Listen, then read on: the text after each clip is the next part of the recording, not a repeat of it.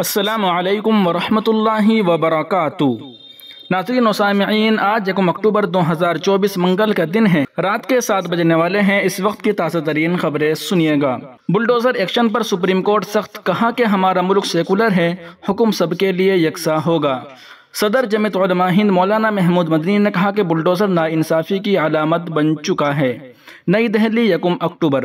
Supreme court نے منگل کو جمعیت علماء ہند کی عرضی بنام شمالی Delhi municipal corporation rate petition civil number 295/2022 اور منسلک کیس پر سماعت کرتے ہوئے ایک بار پھر کہا کہ سزا کے طور پر کسی بھی شخص کے مکان کو مسمار کرنے کی اجازت نہیں دی جا سکتی۔ اس موقع پر وکیلوں نے گجرات اور آسام میں بلڈوزرز کی کارروائی کی بھی شکایت کی تو عدالت نے کہا کہ انفرادی واقعات کو بھی دیکھیں گے، پہلے ہمیں پان انڈیا گائیڈ لائن پر کام کرنے دے۔ اس موقع پر عرضی گزار صدر جمعیت علماء ہند مولانا محمود مدنی نے کہا کہ بلڈوزر اس ملک میں ناانصافی کی علامت بن چکا ہے۔ انہوں نے کہا کہ یہ عام تاثر ہے کہ فرقہ پرست طاقتیں مسلمانوں کی مساجد و معبد کو نشاندہی کرتی ہیں اور مقامی حکام فوراً منہدم کر دیتے ہیں۔ اس سلسلے میں چند ایسے واقعات ہوئے ہیں جو انتہائی افسوسناک ہے، اس لیے سپریم کورٹ سے واضح گائیڈ لائن کی امید کی جا رہی ہے۔ جسٹس BR گوائی اور K وشوناتھن پر مشتمل بینچ نے آج جمعیت علماء ہند کے سینئر وکیل MR Shamshad, advocate on record فرق رشید و دیگر کی طرف سے پیش کردہ گائیڈ لائن پر فریقین کی رائے پر غور کیا۔ واضح ہو کہ جمعیت علماء ہند نے گائیڈ لائن سے متعلق اپنے مشورے میں کہا ہے کہ انہدام سے 60 دن قبل نوٹس دیا جائے جو مقامی زبان میں ہو اور اس میں وجہ بھی بتائی گئی ہو۔ نیز متاثرہ شخص کو 15 دنوں کے اندر اپیل کا حق ہوگا اور فیصلے تک انہدام کا عمل نہ کیا جائے، بصورت دیگر افسران کو سزا اور متاثرین کو معاوضہ دیا جائے۔ عدالت نے طرفین کی بحثوں کو سننے کے بعد اگلے فیصلے تک بلڈوزر کارروائی پر روک کو بدستور برقرار رکھا اور کہا کہ ہم جلد ایک حتمی گائیڈ لائن جاری کریں گے۔ جسٹس گوائی نے کہا کہ ہم جو بھی ہدایات جاری کریں گے وہ پورے بھارت کے لیے یکساں طور پر لاگو ہوں گے۔ جسٹس گوائی نے کہا کہ ہم ایک سیکولر ملک ہیں، یہاں کسی ایک مذہب کو نشانہ نہیں بنایا جا سکتا۔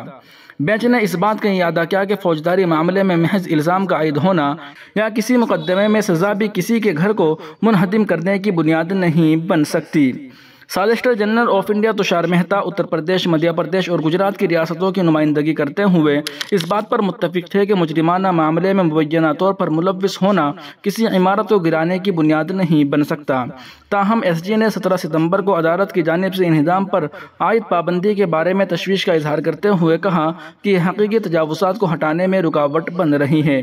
سماعت کے دوران عدالت نے مقامی حکام کی طرف سے انہدام پر عدالتی نگرانی کی ضرورت پر زور دیا۔ بینچ نے اس بات پر زور دیا کہ انہدام کا نوٹس ایک رجسٹرڈ پوسٹ کے ذریعے اصل مالک کو واجب الادا اعتراف کے ساتھ بھیجا جانا چاہیے۔ اس نے یہ بھی تجویز دی کہ مزید شفافیت کو یقینی بنانے کے لیے نوٹس آرڈرز کو ڈیجیٹائز کر کے آن پورٹل پر اپلوڈ کیا جا سکتا ہے۔ بینچ نے یہ بھی کہا کہ انہدام کے حتمی حکم اور اس کے نفاذ کے درمیان وقت کی ایک کھڑکی ہونی چاہیے تاکہ متاثرہ افراد متبادل انتظامات کر سکے۔ جسٹس وشوناتھن نے جواب میں کہا کہ چاہے اس کی اجازت نہ ہو، خواتین اور بچوں کو سڑک پر دیکھنا خوشکن منظر نہیں ہے، بزرگ سڑکوں پر نکل رہے ہیں۔ سینئر ایڈوکیٹ MR شمشاد نے تجویز دی کہ انہدام سے پہلے نوٹس کی مدت میں مزید اضافہ کیا جائے۔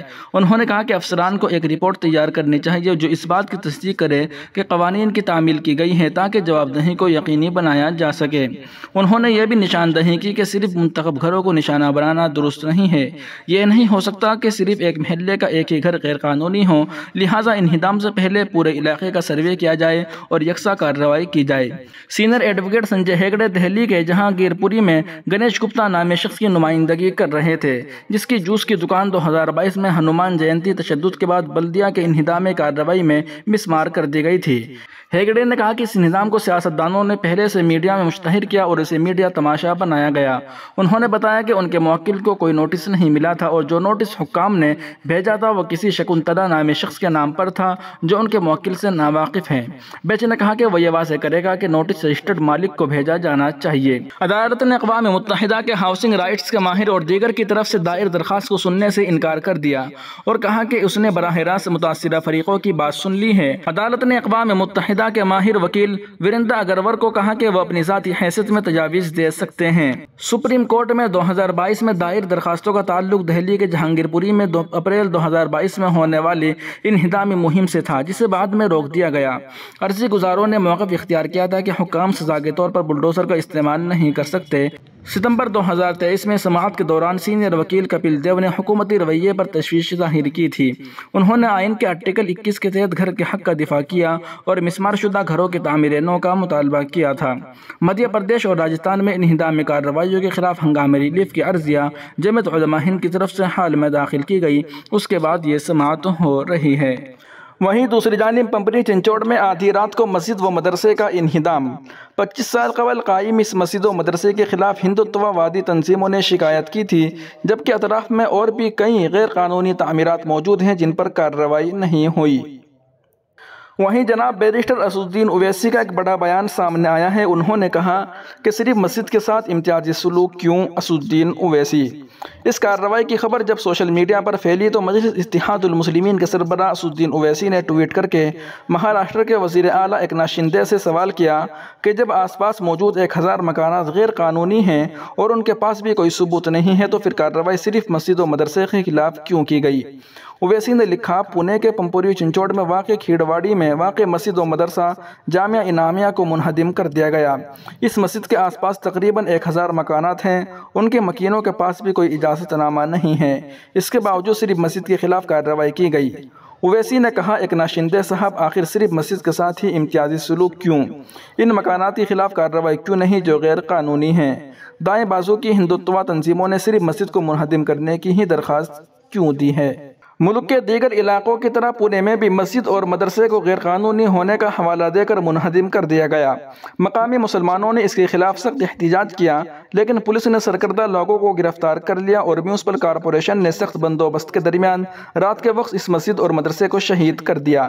اس پر مقامی مسلمانوں میں ناراضگی ہے۔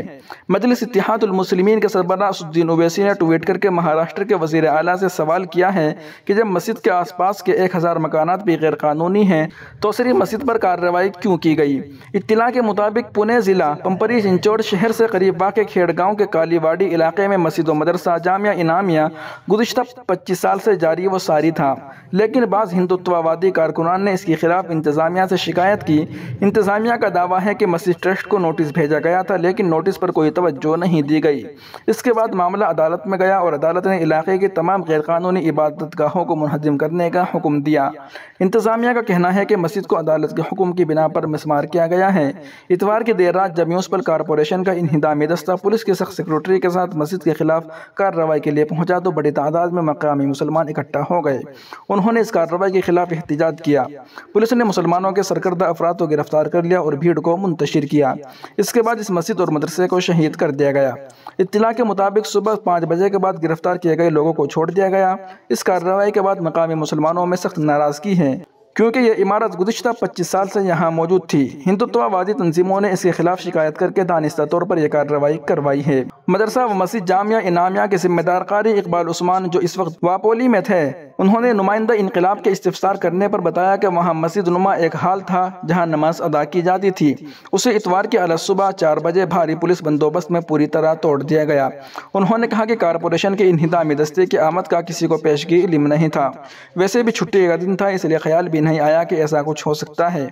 قاری عثمان کے مطابق انہدامی کارروائی کے لیے جواز پیش کیا گیا ہے کہ یہ غیر قانونی طور پر تعمیر کیا گیا تھا، جبکہ 2001 میں یہ حال بنایا گیا تھا۔ اس وقت 4 دیواری کے ساتھ ایک پتلا رکھ دیا گیا تھا، بعد میں اسے RCC کا بنا دیا گیا۔ انہوں نے بتایا کہ اس تعلق سے شہری انتظامیہ نے 6 جون کو نوٹس دیا تھا، جس کا مدرسے کی جانب سے جواب دیا گیا تھا۔ اس کے باوجود اچانک یہ کارروائی کی گئی جو حیران کن ہے۔ ہم لوگ اس تعلق سے اجازت حاصل کرنے کے لیے منگل کو آج مہنگیر پالیکا جائیں گے۔ ناظرین و سامعین، ان رپورٹوں کو آپ سن اور دیکھ رہے تھے محسن اسلام یوٹیوب چینل پر۔ تمام تازہ ترین اپڈیٹ حاصل کرنے کے لیے بھی ویڈیو کے نیچے سبسکرائب والے آپشن پر کلک کر کے اس چینل کو سبسکرائب ضرور کر لیجیے گا۔